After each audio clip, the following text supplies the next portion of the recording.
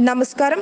നടൻ ആദിത്യനും നടി അമ്പിളി ദേവിയും തമ്മിലുള്ള വിവാഹത്തിലെ വിവാദം കത്തിപ്പടരുമ്പോൾ പുതിയ വെളിപ്പെടുത്തലുമായി അമ്പിളി ദേവിയുടെ മുൻ ഭർത്താവും ക്യാമറാമാനുമായ എസ് ലോവൽ രംഗത്ത്. ലോവലിന്റെ വാക്കുകൾ ഇങ്ങനെയാണ്: എന്നെ കൊടുക്കാനായി അമ്പിളി അഭിനയിച്ച സീരിയലിന്റെ സെറ്റിലേക്ക് ആദിത്യൻ ഗുണ്ടകളെ അയച്ചു. അവർ എൻ്റെ ആളുകൾ എന്ന വ്യാജനെ അമ്പിളിയെ ഭീഷണിപ്പെടുത്തുകയും ചെയ്തു.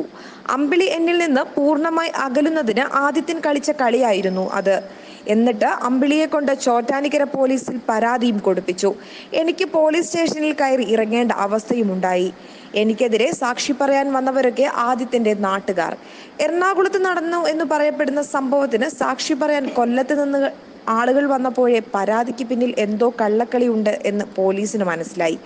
SI എന്നോട് പറഞ്ഞത്, അനിയ, ആ പെണ്ണിനെ അതിന്റെ പാട്ടിന് വിട്ടേക്ക് എന്നാണ്. രണ്ടുപേരും ചേർന്ന് എനിക്കെതിരെ ഒരുക്കിയ നാടകം ആണോ ഇതെന്നും എനിക്കിപ്പോൾ സംശയമുണ്ട്.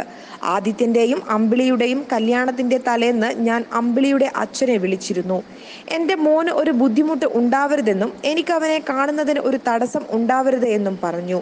ഞാൻ ഫോൺ വെച്ച് 5 മിനിറ്റ് കഴിഞ്ഞതും ആദിത്യന്റെ സുഹൃത്തെന്ന് പറഞ്ഞ് ഒരു ഗുണ്ട വിളിച്ചു. അടങ്ങി നിന്നില്ലെങ്കിൽ തീർത്ത് കളയും എന്ന് പറഞ്ഞു.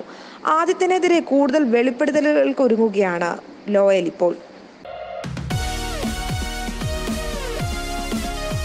വാർത്തകൾ ഉടനടി അറിയാൻ top news Kerala YouTube channel subscribe ചെയ്ത് ബെല്ലൈക്കൺ അമർത്തി ലൈക്ക് ചെയ്ത് ഷെയർ ചെയ്യുക.